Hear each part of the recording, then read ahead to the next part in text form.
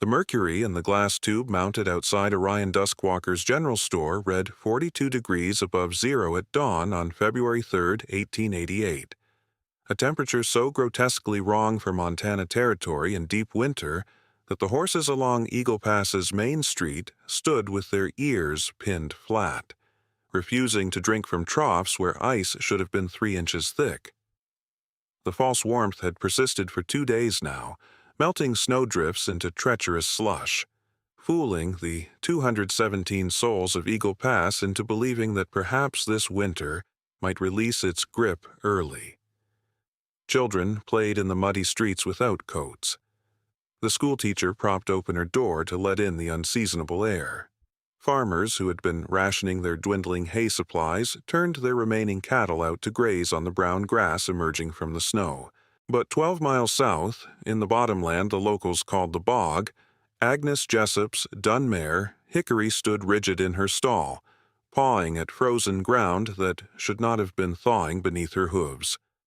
The mare had kicked through her stall door twice already that morning, and now she pressed her broad forehead against Agnes's shoulder, trembling in a way the woman had seen only once before. The night before Mère Delphine walked out to check the trap lines and never returned. Agnes placed her weathered hand against the mare's neck. Hickory's pulse raced beneath the winter coat she had not yet begun to shed. "I know," Agnes said quietly. "I see it too."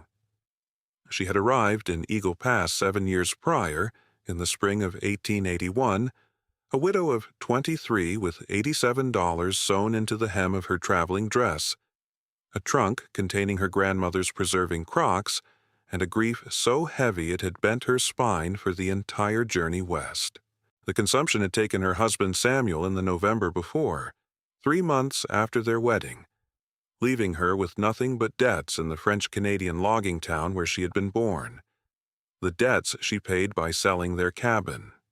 The grief she carried with her like a stone in her chest, where it would remain for the rest of her days. The train had deposited her in Eagle Pass on a morning thick with mud and the smell of cattle.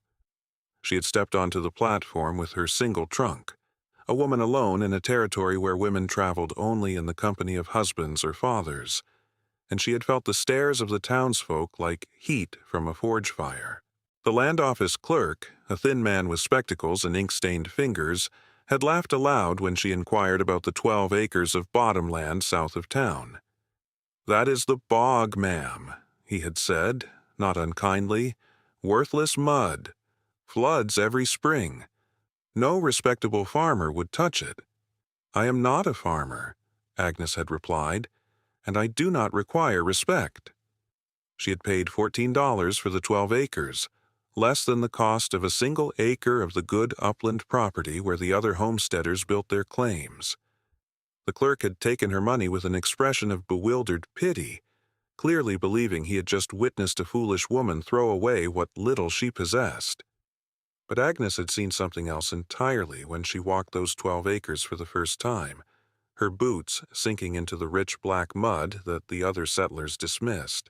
She had seen the sod, dense, root-bound prairie grass growing in soil so fertile it had built up over centuries, layer upon layer, compressing into material stronger than any lumber the railroad could deliver. She had felt the south-facing hillside that would shelter a structure from the worst of the northern winds.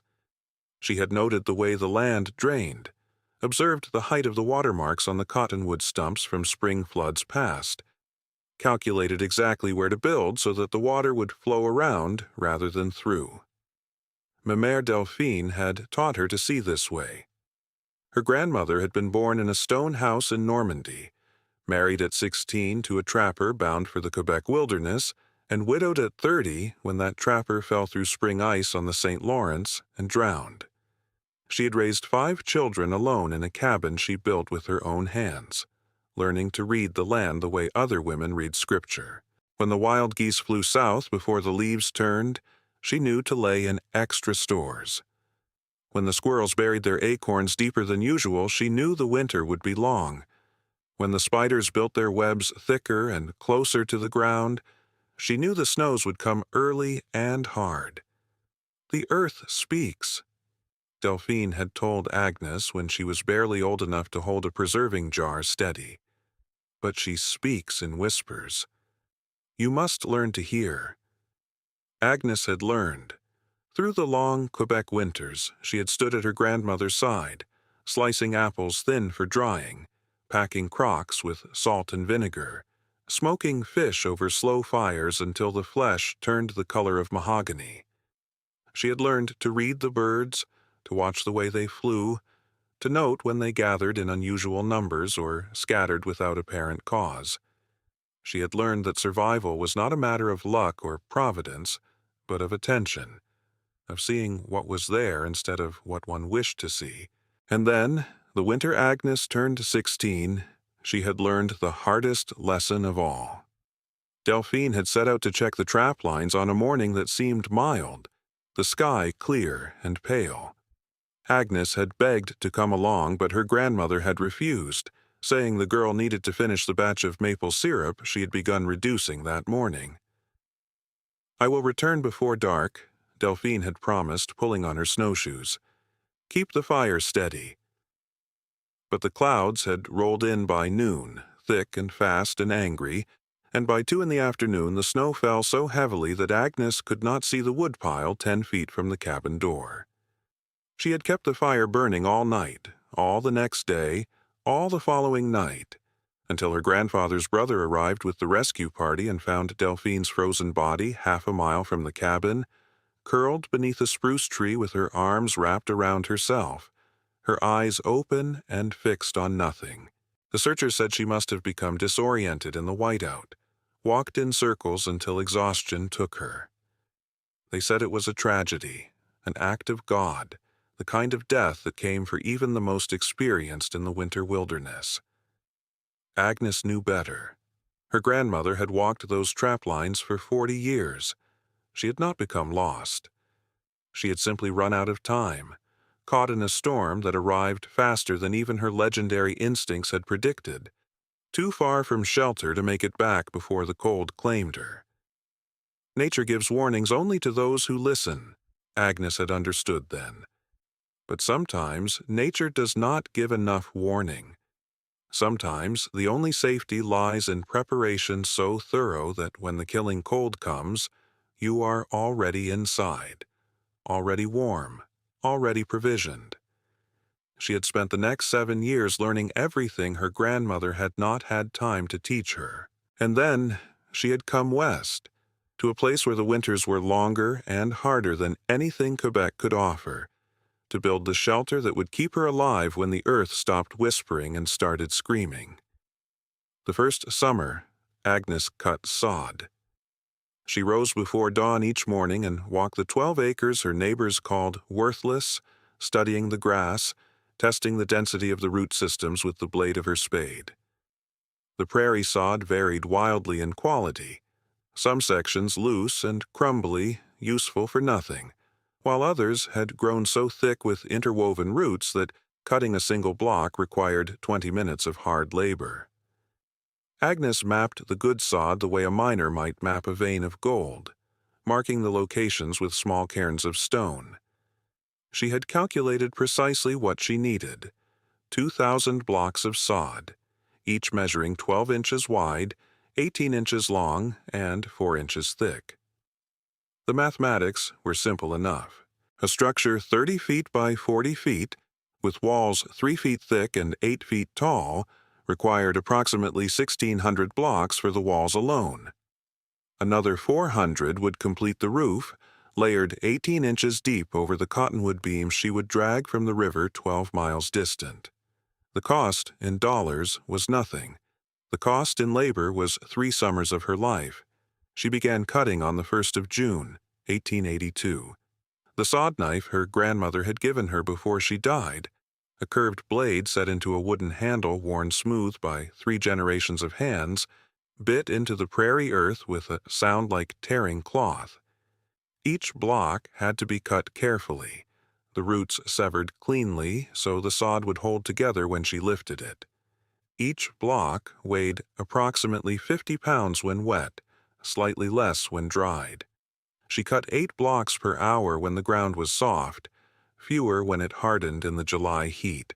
By the end of that first summer, she had cut 412 blocks and stacked them in careful rows to cure, covered with canvas against the rain. Her hands had blistered, healed, blistered again, and finally developed calluses thick enough that she could grip the knife handle without pain. The townspeople noticed. A woman alone, cutting prairie sod by hand, mile after mile. This was not something Eagle Pass had seen before. The farmers who drove their wagons past her claim on the way to Orion Duskwalker's store slowed to watch, their expressions ranging from curiosity to pity to outright derision. A few stopped to offer help, which Agnes politely declined. Most simply stared. What in God's name is she building out there? Agnes heard one man ask another outside the general store, not bothering to lower his voice when she passed with her cart. A wall around that worthless mud of hers? No wall, his companion replied. My boy rode out there last week. She is digging into the hillside like a badger, building some kind of burrow. The first man laughed. A burrow? For a woman? Well, I suppose if you cannot afford lumber, you make do with dirt. Agnes loaded her supplies into her cart without responding. She had bought salt in bulk, 20 pounds, at 8 cents per pound. Vinegar, 5 gallons, at 20 cents per gallon. Pickling spices, canning jars, cheesecloth for smoking meat. The clerk had recorded her purchases with raised eyebrows, no doubt calculating how long such quantities would last a woman living alone. Long enough, Agnes thought as she drove Hickory back toward the bog. Long enough for what is coming. The second summer brought the walls. Agnes had spent the winter months planning every detail of the construction, sketching diagrams by candlelight in her small temporary shelter, a dugout barely large enough to hold her bed, her stove and her grandmother's preserving crocks. She drew the structure again and again, calculating load weights, measuring angles, working out precisely how the sod blocks must be laid so that the walls would lean slightly inward at a ratio of 1 inch per vertical foot, creating a compression that would hold the massive weight of the roof without need of mortar or binding. The cottonwood beams came first. She drove Hickory 12 miles to the river bottom where the trees grew thick along the banks, selecting only the straightest trunks, those with the fewest knots and no sign of rot. 8 beams she needed, each 20 feet long and thick enough that she could barely wrap her arms around them. She felled them herself with an axe her grandmother had sharpened so many times the blade had worn to half its original width, working for 3 days until her shoulders screamed and her hands bled through her work gloves. Dragging them back proved harder still. She rigged a harness for Hickory, fashioning it from rope and leather scraps, and the mare pulled while Agnes walked alongside with a pry bar, working each beam over rocks and through gullies. 1 beam per trip. 8 trips. 96 miles of walking in the August heat, the sun beating down on her neck until her skin burned and peeled and burned again. The townspeople watched this too.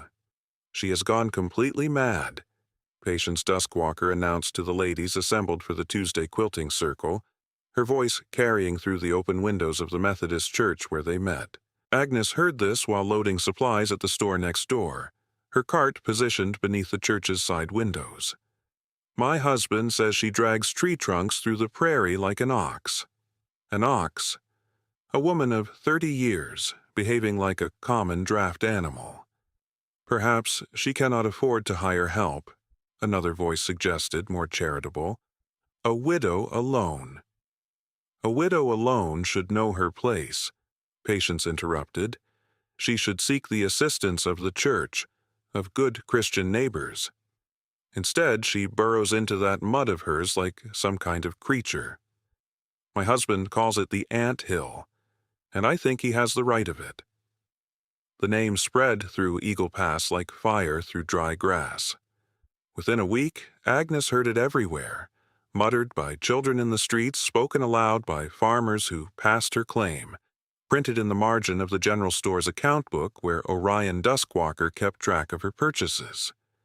The ant hill, the woman who digs her own grave. Agnes continued building. The walls rose 3 feet thick at the base, narrowing almost imperceptibly as they climbed toward the planned height of 8 feet. She laid each block with a precision her grandmother would have recognized. Root side down, joints staggered like brickwork, each layer packed tight against the one below.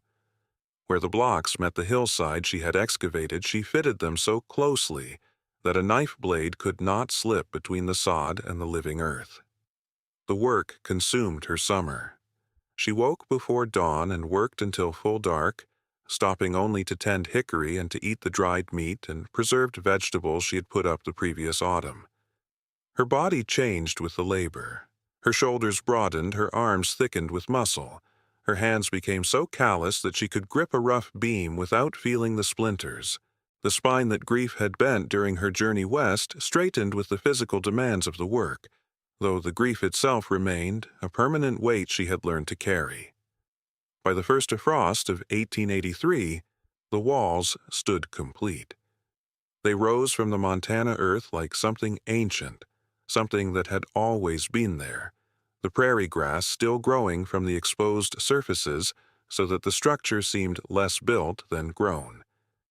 Agnes stood back and looked at what she had made, and she felt something she had not felt since the morning she found her grandmother's body frozen beneath the spruce tree. She felt safe. The third summer brought the roof. This proved the most dangerous work yet. The cottonwood beams had to be lifted into position across the top of the walls, spanning the full 40-foot length of the structure, and Agnes weighed barely 130 pounds while each beam weighed closer to 300.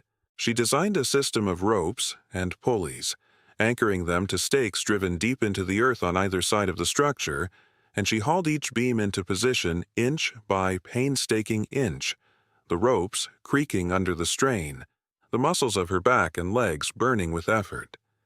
She fell once. The rope slipped, and the beam came down fast, clipping her shoulder as she dove clear. She lay in the dirt for a long moment, breathing hard, feeling the throb of what would become a spectacular bruise spreading across her collarbone. Then she stood, reset the ropes, and continued. The sod roof went up in layers. First, a bed of willow branches woven tight enough to hold the weight above. Then, the sod blocks, laid grass side down so the roots would knit together over time, creating a living surface that would shed rain and hold warmth. 18 inches thick, as she had calculated, heavy enough that the walls groaned slightly as each new block was added, then settled into a stability that felt permanent. The finished structure measured 30 feet by 40 feet, half buried into the south-facing hillside, its single door facing away from the prevailing winds. The walls stood 3 feet thick at every point. The roof rose to a gentle peak at the center, allowing rain and snowmelt to drain away. Inside, the space was dim but dry, the packed earth floor cool in summer, the thick walls holding warmth in winter. Agnes spent the next 3 years filling it. She hunted when the game was plentiful, drawing venison and elk over slow fires until the meat turned hard and dark and could be stored indefinitely. She fished when the rivers ran full, smoking her catch in the method Delphine had taught her, producing slender strips of trout and salmon that would keep through the worst winter. She gathered wild vegetables in summer, pickling them in the great crocks her grandmother had carried from Normandy, turnips, wild onions, cattail roots, anything that would sustain life when the snow piled high enough to bury a standing man. The shelves she built herself, using lumber scraps from the sawmill in town, purchased for pennies because the pieces were too small and irregular for the serious builders. She fitted them together with wooden pegs and careful joinery, creating floor-to-ceiling storage along every wall of the structure. One shelf for dried meat. She weighed it carefully each autumn, ensuring she had at least 300 pounds put up. One shelf for smoked fish, 400 pounds, more than she could eat in a single winter, but enough to share if sharing became necessary. 1 shelf for pickled vegetables, 18 crocks, each holding 10 pounds of preserved roots and greens. 1 shelf for fruit, 90 jars of wild plums, choke cherries, crab apples, preserved in sugar syrup and lined up like soldiers awaiting orders. She kept accounts of everything. A small leather journal, its pages filled with her careful handwriting, recorded each addition to her stores. 317 pounds of dried venison, October 1886. 12 crocks of pickled turnips, September 1887. Enough, the journal noted in the margin, to sustain 1 person through 2 full winters without outside supply. Or enough, she had calculated privately, to sustain perhaps 50 people for a single desperate month. The townspeople continued to watch and to mock. Orion Duskwalker had claimed his role as the primary voice of derision with evident pleasure. He was a large man, prosperous by the standards of Eagle Pass, his belly straining against the buttons of waistcoats shipped from the catalog in Chicago. He owned the only general store within 30 miles, a position of power he wielded with the casual cruelty of a man who knew that his neighbors had no choice but to submit to his prices and endure his opinions. "The Norwegian widow builds her own grave," he announced one afternoon in late autumn of 1887, his voice pitched to carry to the half-dozen farmers browsing his shelves. Agnes had entered the store to purchase salt. Her supplies were adequate, but salt could always find use, and she liked to keep a reserve beyond her calculations. She heard the words clearly, though she did not turn from her examination of the salt barrels. "Saves the town the trouble of digging one," Orion continued, warming to his subject. The farmers chuckled obligingly. "I rode out past that pile of dirt she calls a house. You know what I saw? Shelves. Shelves from floor to ceiling packed full of jars and crocks like she's expecting a siege. 300 jars I counted, or near enough. 300 jars for a woman living alone. She means to pickle herself, I think, when the loneliness finally takes her mind." More laughter. Agnes felt it wash over her like cold water, numbing but not penetrating. She selected a 20-pound block of salt, carried it to the counter, and counted out the coins without meeting Orion's eyes. "Nothing to say for yourself, Mrs. Jessup?" Orion asked, his tone falsely solicitous.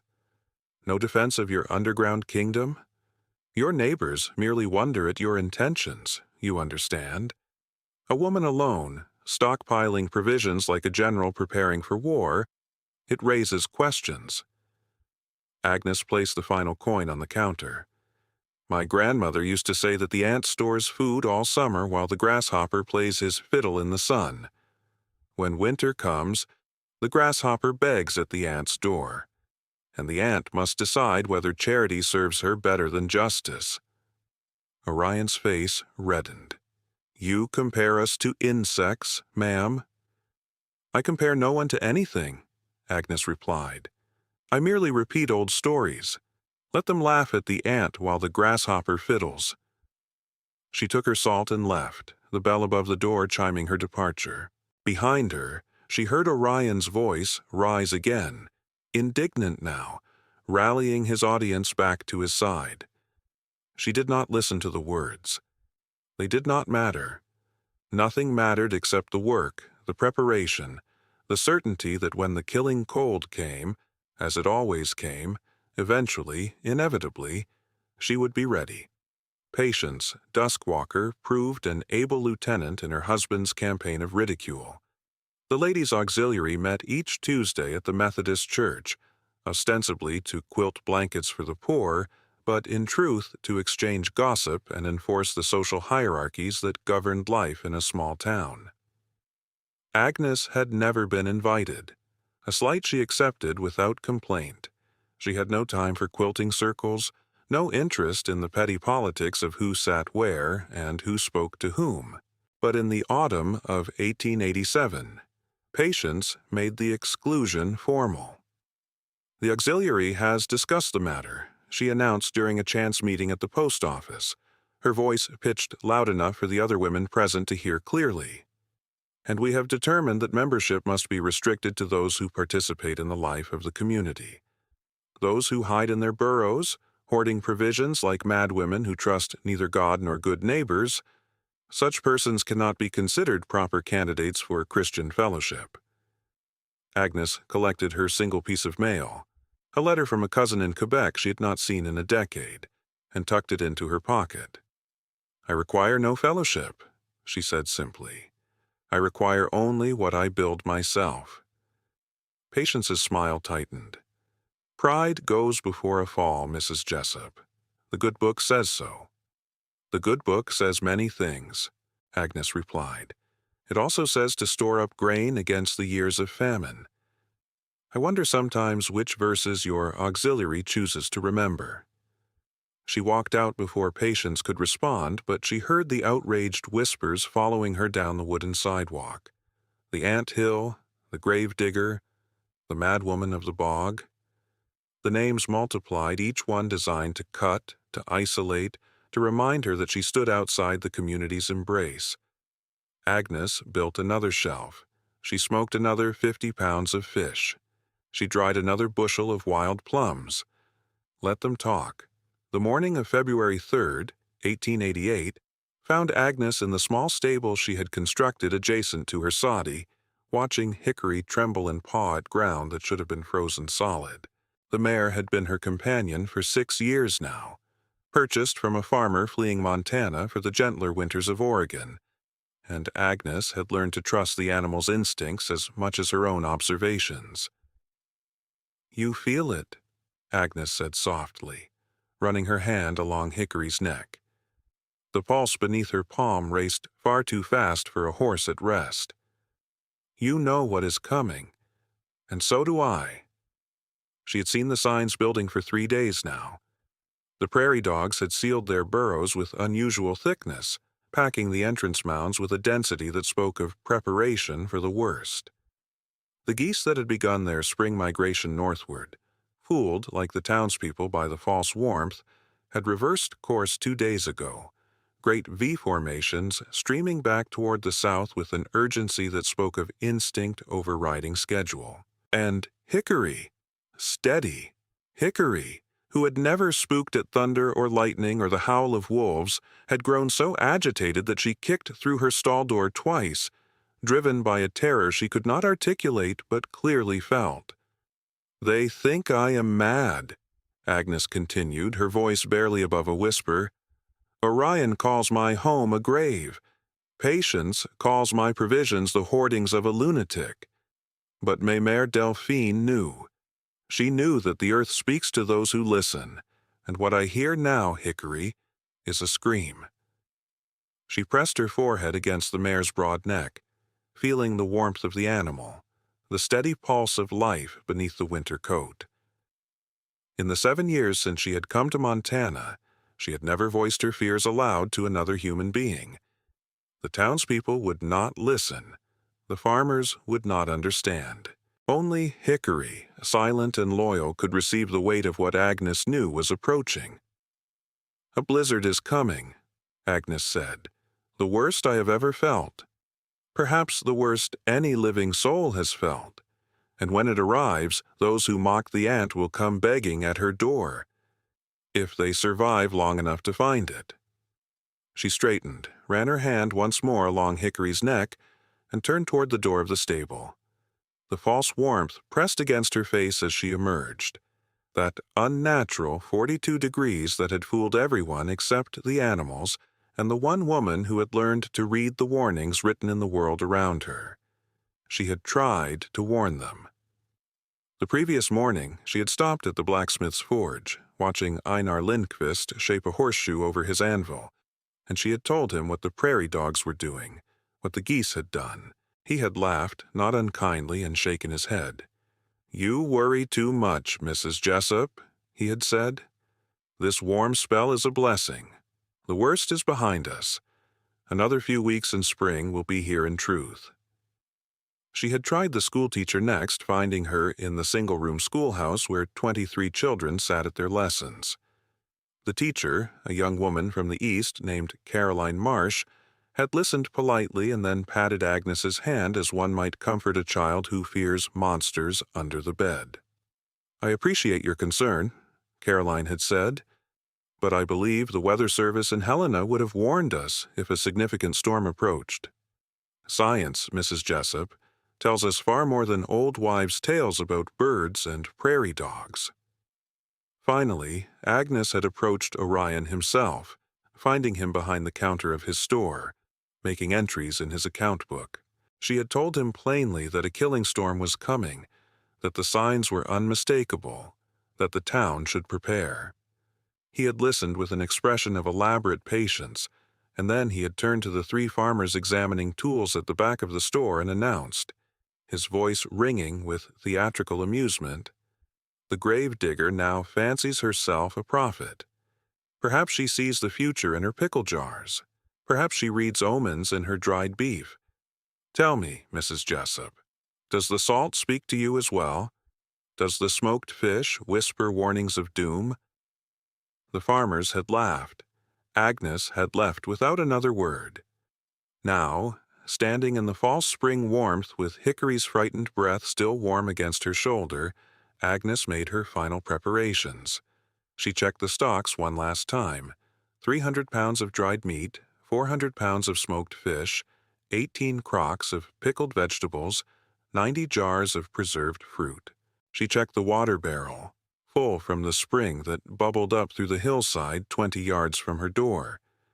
She checked the woodpile, stacked high enough to burn for 6 weeks without resupply. She checked the small box of medicines she kept on the highest shelf, willow bark for fever, yarrow for bleeding, peppermint for stomach ailments. Everything was ready. Everything had been ready for years. The gathering storm would find Agnes Jessup in her soddy, surrounded by the provisions her neighbors called madness, protected by walls they called a grave. And when the killing cold descended, as she knew it would, as the animals knew it would, as her grandmother's spirit seemed to whisper from beyond the veil of death, those who had laughed would learn what the ant had always known: winter does not forgive those who fail to prepare for its arrival. The storm arrived at 3 minutes past 3 on the afternoon of February 4th. Agnes stood at the single window of her soddy, the thick glass she had salvaged from an abandoned homestead 30 miles south, and she watched the horizon transform. One moment, the false spring sunshine painted the prairie in shades of gold and brown, the snow patches glittering like scattered coins. The next moment, a wall of white rose from the northwest, not drifting, not approaching, but racing toward Eagle Pass with the speed of a locomotive and the hunger of a wolf pack that had not fed in weeks. The temperature began to fall. Agnes could feel it through the glass, through the 3-foot walls of sod that surrounded her, through the very air that seemed to thicken and grow teeth. 44 degrees at 3 o'clock, 32 degrees at 3:15, 20 degrees at 3:30. By 4 o'clock, the mercury in the thermometer she kept mounted beside her door had plunged to 18 degrees below zero. And still it fell, as though the earth itself were being dragged down into some frozen hell that existed beneath the prairie soil. The wind came with the cold. It did not howl. Howling implies a voice, implies something that breathes and rests between screams. This wind shrieked without pause, a continuous assault of sound that pressed against the soddy walls like a living thing seeking entry. 60 miles per hour, Agnes estimated, though estimation seemed meaningless against such fury. The wind did not blow across the prairie. It attacked it, tearing at anything that dared rise above the frozen ground, punishing every structure that human hands had built. Agnes moved away from the window and lit her oil lamp, though the hour was early. The storm had swallowed the sun, and the world beyond her walls had become a writhing darkness of white, a contradiction that somehow made perfect sense. She could see nothing. She could hear only the wind's endless scream, and beneath it, the deep groaning of the cottonwood beams that supported her roof as they absorbed the storm's assault and held firm. Hickory whickered from her stall at the far end of the soddy, the section Agnes had built specifically to shelter her mare through winters exactly like this one.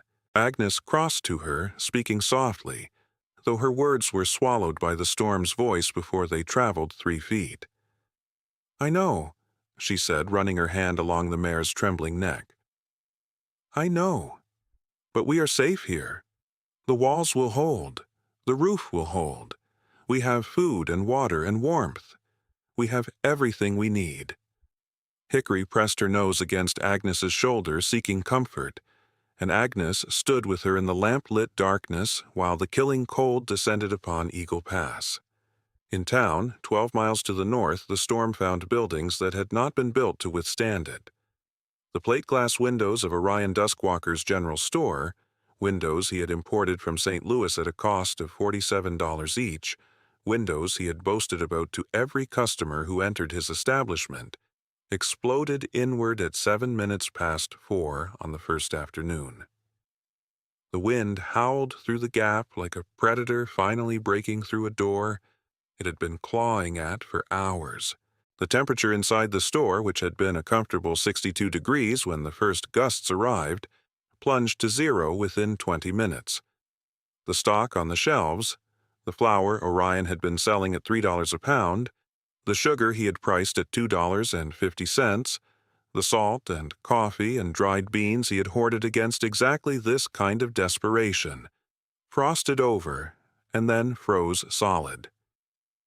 Orion and Patience Duskwalker retreated to the living quarters behind the store, stuffing rags and blankets into the gap where the windows had been. But the cold followed them.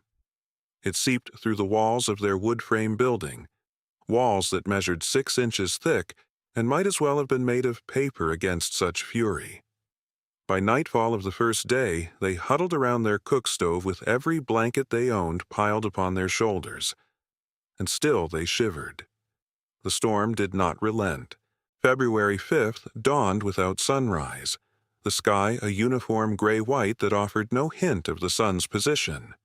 The wind continued its assault, and the cold deepened, and the snow fell in quantities that seemed impossible. Not flakes, but sheets. Not accumulation, but burial.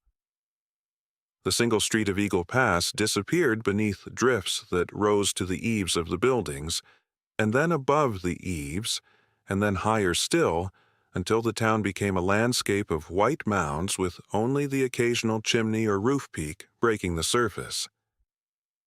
Thomas Riley died on the second morning. He was 7 years old, the son of the blacksmith's neighbor, a boy with red hair and a gap-toothed smile who had spent the previous summer chasing grasshoppers through the prairie grass.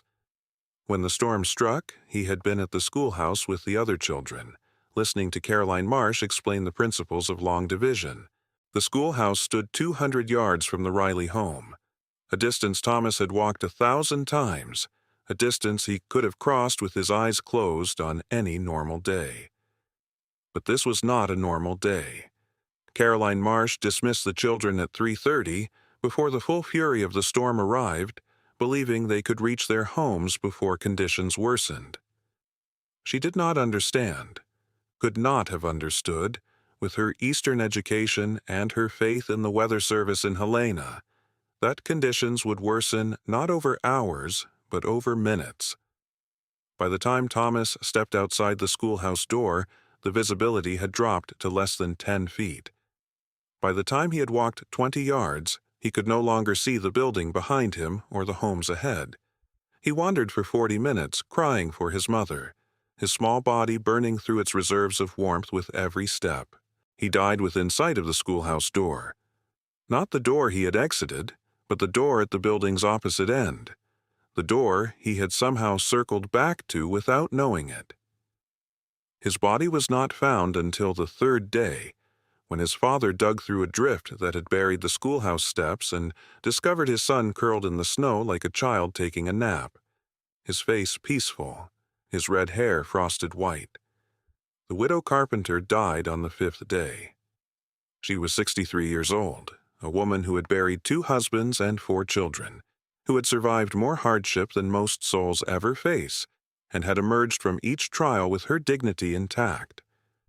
Her home stood at the edge of town, a small cabin she had built with her second husband 30 years before, and she lived there alone with her memories and her faith that God would provide. God did not provide. Her flour barrel ran empty on the 3rd day. Her salt pork ran out on the 4th. By the 5th morning, she had nothing left to eat but the leather of an old saddle her second husband had left behind, and she lacked the strength to cut it or the fire to cook it. Her woodpile, which had seemed adequate when the storm began, proved insufficient against cold that devoured fuel like a starving animal. She died clutching her empty flour barrel, her body found a week later by neighbors who broke through her frozen door to discover her sitting upright in her chair, her eyes closed, her hands folded in prayer around the wooden staves.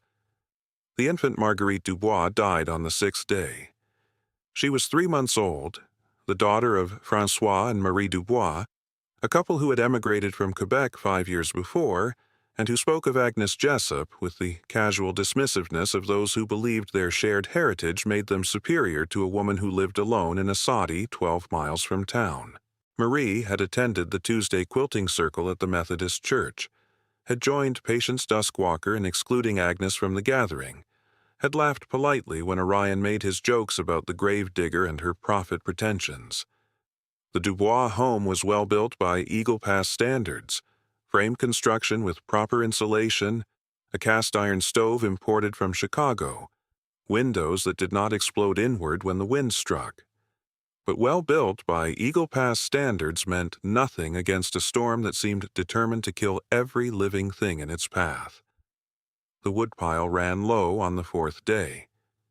François ventured out on the 5th day to find more fuel, became disoriented in the whiteout, and wandered for 3 hours before stumbling back through his own door more dead than alive, his fingers blackened with frostbite, his ears destroyed by the cold.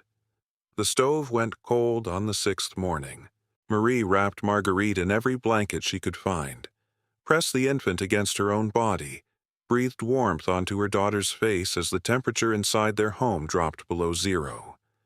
She sang the lullabies her mother had sung to her, the same French songs that Agnes had learned from Mère Delphine, and she prayed to every saint she could name, and she promised God anything, everything, if he would only spare her child. Marguerite stopped breathing at 11 o'clock in the morning. Marie held her for 6 more hours, refusing to believe, before François gently took the body from her arms and wrapped it in the quilt Marie had been sewing for the baby's first birthday. The storm raged on. Day 7, Day 8, Day 9. The wind screamed without ceasing. The snow fell without pause. The cold pressed against every building in Eagle Pass with the patience of a predator that knows its prey cannot escape. Orion Duskwalker's store lost a second window on Day 4, and a third on Day 7, until the building stood open to the elements like a corpse with its ribs exposed. The merchandise froze, and then was buried under snow that drifted through the gaps. And Orion, who had grown wealthy selling goods at triple price to desperate neighbors, found himself as desperate as any of them. His daughters, girls of 12 and 14, huddled in the back room and cried from cold and hunger.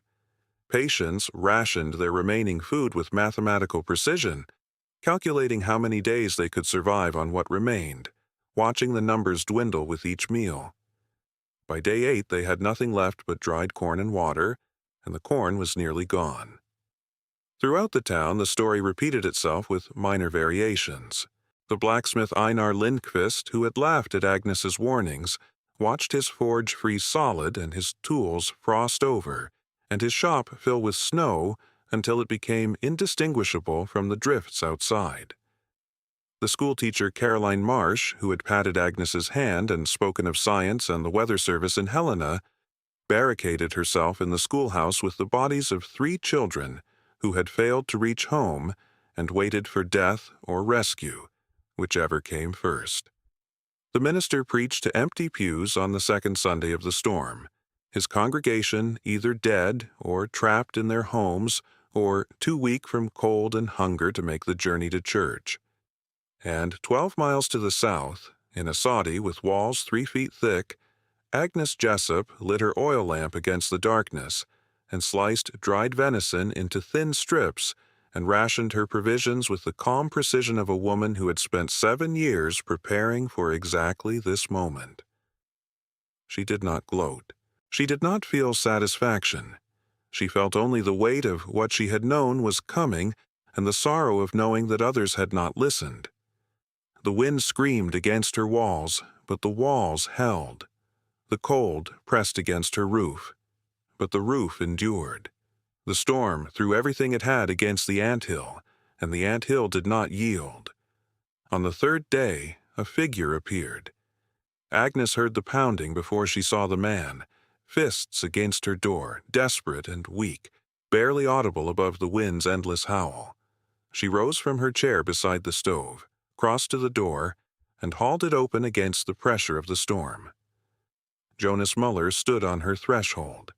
He was the blacksmith's apprentice, a young man of 19 with broad shoulders and honest eyes who had never joined in the mockery, who had never called her soddy a grave or her provisions the hoardings of a madwoman. He stood in the killing wind with his hat in his hands, a gesture of respect so profound that Agnes felt tears prick at her eyes despite herself. And he asked nothing. He simply stood there, waiting, his face blue with cold, his body shaking so violently that Agnes could hear his teeth chattering above the storm's voice. She reached out and pulled him inside. "How many are alive?" she asked, pressing a cup of warm water into his frozen hands. "I do not know," Jonas said, his voice cracked and broken. "Many, I think. But they are scattered. They cannot find each other. They cannot find food. They are dying, Mrs. Jessup. They are dying in their homes, and no one can reach them to help." Agnes stood in her lamp-lit soddy, surrounded by 300 pounds of dried meat and 400 pounds of smoked fish and 18 crocks of pickled vegetables and 90 jars of preserved fruit. And she made the decision she had known she would make since the moment the storm began. "You will go back," she said. "You will take rope. I have 500 feet coiled by the stable. You will tie yourself to my doorpost, and you will walk north until you reach the first home, and you will guide whoever lives there back along the rope. Then you will go out again, and guide the next family, and the next, and the next, until everyone who can be saved is sheltered within these walls." Jonas stared at her with something like awe in his frozen eyes. "You would do this? After everything they said about you?" Agnes thought of Mère Delphine, frozen beneath the spruce tree with her eyes still open, killed by a storm because she had been alone when rescue might have saved her. She thought of the Tuesday quilting circle and the laughter in Orion Duskwalker's store and the patronizing pat of Caroline Marsh's hand.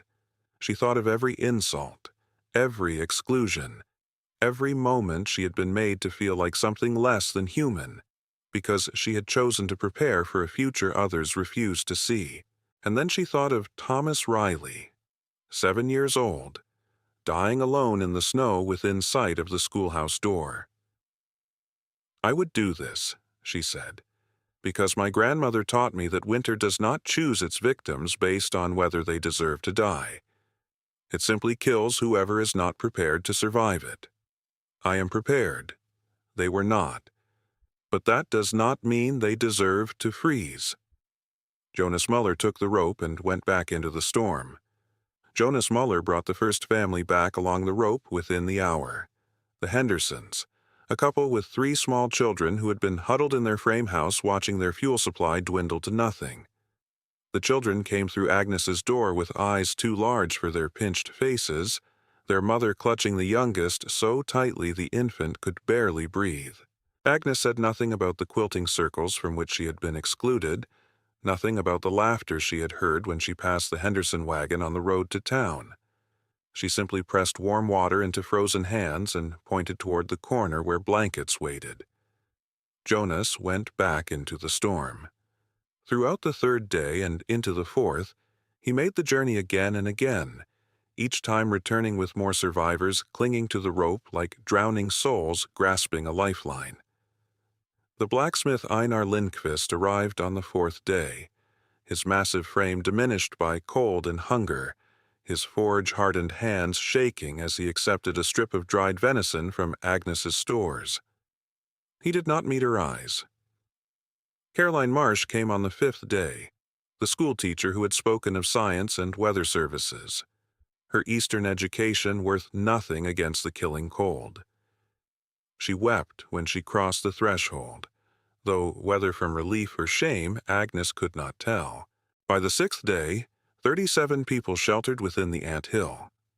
Agnes organized them with the same methodical precision she had applied to cutting sod blocks and smoking fish. The children slept in the warmest corner, nearest the stove that she kept burning at a carefully calculated rate, hot enough to prevent frostbite, cool enough to conserve fuel for however long the storm might last. The adults arranged themselves in shifts, some sleeping while others kept watch, rotating positions so that body heat distributed evenly throughout the structure. She rationed her provisions with mathematical exactness. 1 strip of dried meat per person per meal, 1 spoonful of pickled vegetables, 1 sip of preserved fruit juice for the children. And she taught as she rationed. "You slice the meat thin," she instructed the Henderson woman, demonstrating with the knife Mère Delphine had given her. "Thin enough to see light through. Thick cuts spoil. Thin cuts last year's." She showed Einar Lindqvist how to bank a fire properly, adjusting the damper so that the coals burned slow and steady rather than consuming fuel in wasteful bursts of heat. She explained to Caroline Marsh the signs she had read in the days before the storm: the prairie dogs sealing their burrows, the geese reversing their migration, the agitation of animals who sensed what human instruments could not measure. "Your grandmother taught you all this?" Caroline asked, her voice raw from days of cold and fear. "She taught me to pay attention," Agnes replied. "The knowledge follows from that." Jonas brought more survivors, 43 by the 7th day, 51 by the 8th, 60 by the 9th.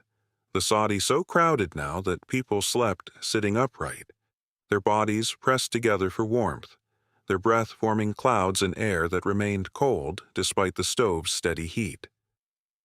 Agnes moved among them distributing food, checking fingers and toes for signs of frostbite, speaking quiet words to children who cried for parents who would never come. Not everyone had survived long enough to reach the rope. The widow carpenter had died alone in her home, her body found when Jonas reached her door on the 5th day. She had been clutching her empty flour barrel, her face frozen in an expression of such profound loneliness that Jonas had wept as he described it to Agnes. Thomas Riley's body still lay somewhere in the snow between the schoolhouse and his home, lost until spring would reveal what winter had claimed. The infant Marguerite Dubois had perished in her mother's arms, and when François and Marie Dubois finally reached the ant hill on the 8th day, Marie carried an empty blanket that she would not release, would not let anyone touch, would not acknowledge contained nothing but the memory of a child who should have lived to see her first birthday. In total, the storm killed 11 souls in Eagle Pass and the surrounding homesteads. 71 people sheltered within Agnes's walls. On the 10th day, the wind began to fade. On the 11th day, silence fell across the prairie, a silence so absolute after 11 days of screaming wind that the survivors in the ant hill sat motionless, afraid to believe it had ended. Agnes opened her door and looked out at a world transformed beyond recognition. Snow lay 8 feet deep in places, sculpted by the wind into frozen waves and impossible drifts that buried entire buildings up to their roof lines. The sky burned clear and blue overhead, and the temperature, though still far below zero, no longer carried the killing edge that had characterized the storm's worst hours. People emerged from the Saudi slowly, blinking in the brilliant sunlight reflected from endless white. They stared at the devastation, the collapsed roofs, the buried homes, the landscape scoured clean of every landmark that might have guided them toward what had once been their lives. The Duskwalkers were the last to arrive. Orion had refused to leave his store during the worst of the storm, convinced that the building that had made him wealthy would protect his family as it had protected his merchandise. But the merchandise was gone now, frozen and buried under snow that had poured through the shattered windows, and his daughters, those girls of 12 and 14 who had shivered in the back room while their father calculated losses, had grown so weak from cold and hunger that they could barely stand. Jonas had found them on the 10th day, when the wind finally allowed him to extend his rope lines toward the center of town. He had guided them south through the white darkness, and when Orion Duskwalker crossed the threshold of the Saudi, he had christened the Ant Hill. When he stood in the doorway of the structure he had called a grave, he said nothing at all. His wife Patience, however, fell to her knees. "My girls," she whispered, her voice cracked beyond recognition. "Please, they have not eaten in 3 days. They are dying." Agnes looked at the woman who had organized the ladies' auxiliary to exclude her, who had called her provisions the hoardings of a madwoman, who had laughed at the idea that a woman alone could know more about survival than the respectable families of Eagle Pass. Then she reached for her knife and began slicing venison. The 71 survivors remained in the ant hill for another week, until the snow had compacted enough to allow travel, and the men could begin digging out the buildings that remained standing.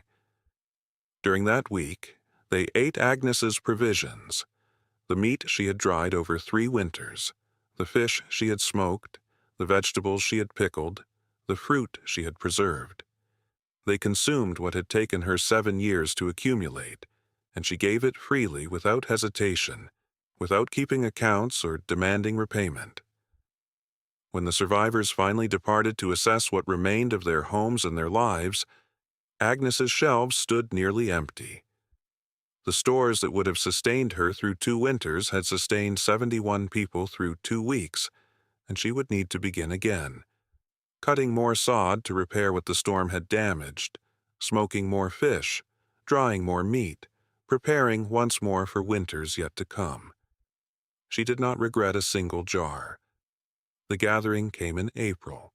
The snow had finally released its grip on the Montana prairie, melting into rivers of brown water that flooded the bottomland Agnes had chosen so carefully, flooding around the ant hill exactly as she had calculated, leaving her home dry while other structures stood in 6 inches of melt. The dead had been buried when the ground thawed enough to accept them. The living had assessed their losses, salvaged what could be salvaged, and begun the slow work of rebuilding. But before they rebuilt, they gathered. The minister had suggested the Methodist Church, but so many of Eagle Pass's 217 original souls had perished or fled that the pews would have echoed with absence.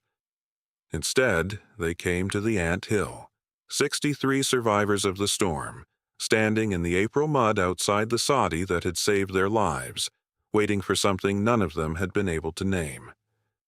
Agnes stood in her doorway and watched them come. She had known this moment would arrive, had felt it building in the awkward gratitude and averted eyes of neighbors who had mocked her for 7 years. They needed to speak. She would let them speak. Orion Duskwalker approached first. The general store owner had aged a decade in the weeks since the storm. His expensive suit hung loose on a frame diminished by hunger and the labor of salvaging what could be saved from his ruined store. The girls he had nearly let freeze in his devotion to his merchandise stood behind him, healthy now but marked by frostbite scars on their cheeks that would never fully fade. He stopped before Agnes and removed his hat. His hands shook as he held it. "I called this place the Ant Hill," he said, his voice breaking on the words. "I wrote it in the margin of my store's account book, so that when you came to buy your salt and your vinegar, I would remember to smile when I said it. I told anyone who would listen that you were building your own grave out here in the mud, that you were a madwoman hoarding against a winter that would never come." He paused, struggling to continue. "I sold flour at $3 a pound while the storm raged. I charged families whose children were starving prices I knew they could not pay, because I believed my store would protect me, that my wealth would shelter my daughters better than your walls of dirt." His voice cracked entirely. Tears ran down his weathered cheeks. "My store is gone. Every window shattered, every dollar of merchandise frozen and buried. My daughters, my beautiful girls, would have died in that back room while I counted my losses if your apprentice had not come with his rope. You fed them with meat you had dried for your own survival. You saved my family with provisions I mocked you for gathering." He fell silent for a long moment, then spoke again, his words barely audible. "I do not deserve your forgiveness, Mrs. Jessup, but I am asking for it nonetheless." Agnes said nothing. She simply nodded for him to step aside, and he did. His shoulders bowed under a weight far heavier than the hat in his trembling hands. Patience Duskwalker came next. She stood where her husband had stood, her face aged beyond her years, her hands clasped before her as if in prayer. "I organized a ladies' auxiliary to exclude you from the quilting circle," she said, her voice steady despite the shame that colored every word. "I told the other women that your provisions were proof of madness, that a decent woman would trust in God and good neighbors rather than hoarding food like a creature preparing for apocalypse. I called you a madwoman who trusted neither God nor good neighbors." She drew a shaking breath. "When the storm came, I trusted in God and good neighbors, and both failed me. My daughters wept from hunger while I rationed the last of our dried corn, calculating how many days until we starved. I prayed to every saint I could name, and none of them answered. And then your young man came with his rope, and he led us to a place I had called a grave. And in that grave I found warmth and food and shelter, and a woman who gave freely to those who had given her nothing but scorn. You saved my children, Mrs. Jessup. You owe me nothing, and I owe you everything. I am begging you. Please forgive me." Again Agnes nodded but did not speak, and Patience stepped aside. Caroline Marsh approached third, the schoolteacher's Eastern confidence stripped away entirely by what she had witnessed. "You came to me 3 days before the storm," Caroline said, her voice barely above a whisper. "You told me the signs you had seen, the prairie dogs, the geese, your mare's behavior. You warned me that something terrible was coming. And I patted your hand like a child's and told you about the weather service in Helena, as if instruments and science could predict what you saw written in the movement of birds." She closed her eyes against the memory. "I was trapped in the schoolhouse with 3 children who never made it home. Thomas Riley died in the snow because I let them leave when I should have kept them inside. I should have listened to you. If I had listened, I could have rung the bell, warned the parents, kept the children safe until the worst had passed. But I trusted my education more than your eyes, and Thomas Riley died for my arrogance." Her voice broke entirely. "I cannot ask you to forgive what I have done to those children. But I am asking you to forgive what I said to you. The dismissal, the condescension, the certainty that I knew better because I had attended schools you would never see. You were right. You were right about everything. Please forgive me." Caroline stepped aside. Einar Lindqvist came forth. The massive blacksmith diminished somehow despite his unchanged physical stature. He spoke of laughing at her warnings, of his certainty that a forge would always have fuel and fire, of the frozen tools and cold furnace that had nearly killed him before Jonas brought the rope. François Dubois came fifth, Marie standing at his side with empty arms that still cradled a phantom weight. He spoke of the infant daughter he had buried in April mud, of how Agnes's fish and Agnes's meat had kept Marie alive when she wanted nothing more than to follow Marguerite into death.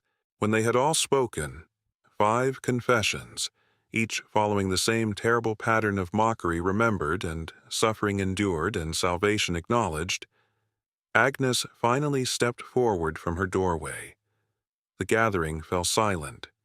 She stood before them in the plain dress she had worn for 7 years, her hands rough from labor, her face weathered by sun and wind and time. She looked at the people who had mocked her, excluded her, called her mad and gravedigger and prophet, and she spoke in a voice steady as the earth beneath her feet.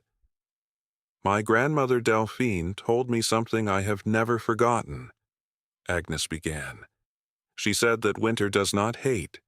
It does not choose its victims based on whether they deserve to die. It simply is. Cold beyond warmth, hunger beyond food, darkness beyond light. Winter tests all living things, and those who prepare may live, and those who do not may die. But the dying is not punishment, and the living is not reward. It is simply what happens when the cold comes and finds you ready or not." She paused, letting the words settle over the gathering. "I did not prepare for 7 years so that I could watch you freeze. I prepared because I had seen what happens when the storm catches you unready, and I could not bear to live through that again. When you came to my door, hungry, cold, dying, I did not think of the names you had called me or the circles from which I'd been excluded. I thought of my grandmother, frozen beneath a spruce tree with her eyes still open, killed by a storm because she was alone when rescue might have saved her." Her voice softened, though it remained steady. "You are asking me to forgive you. But there is nothing to forgive. You did not believe a storm was coming because you could not see it approaching. You trusted your buildings and your stores and your God because that is what you had been taught to trust. You were not cruel. You were simply blind, in the way that all people are blind to dangers they have never faced." She drew a breath. "I do not offer forgiveness, because forgiveness implies that wrong was done to me. No wrong was done. You laughed at a woman who built with sod. That is not a crime. That is merely a failure of imagination." The silence stretched. People shuffled their feet, uncertain what to say. "But this I will offer," Agnes continued. "I will teach anyone who wishes to learn. I will show you how to read the birds and the prairie dogs and the horses. I will teach you to cut sod that will last a century, to dry meat that will sustain you through the harshest winter, to preserve food against the famine that follows every feast. My grandmother taught me, and I will teach you, and you will teach your children, and perhaps one day no one in Eagle Pass will die because a storm came faster than they expected." She stepped back toward her doorway. "You may call this place the Ant Hill if you wish. The name no longer hurts me. Let it remind you that the ant survives the winter while the grasshopper starves, and that survival is neither luck nor providence but preparation. Day after day, cut after cut, jar after jar, until the cold comes and finds you ready." 40 years later, 312 soddies built to Agnes Jessup's specifications dotted the Montana Territory. The technique spread first through Eagle Pass, then to the surrounding homesteads, then to the railroad towns that sprouted along the new lines pushing west. Young men and women came to Agnes's door seeking instruction, and she taught them exactly as Mère Delphine had taught her, not just the cutting of sod and the building of walls, but the reading of signs, the preservation of food, the attention to small things that separated the living from the dead. Orion Duskwalker was among her first students. The general store owner never rebuilt his ruined shop. Instead, he apprenticed himself to the woman he had mocked, learning to cut sod blocks 8 hours a day, building walls that would withstand any storm Montana could conjure. His daughters married local farmers, and both of them built anthills of their own, teaching their children the techniques their father had learned from Agnes Jessup in the humbled years after the Great Blizzard of 1888.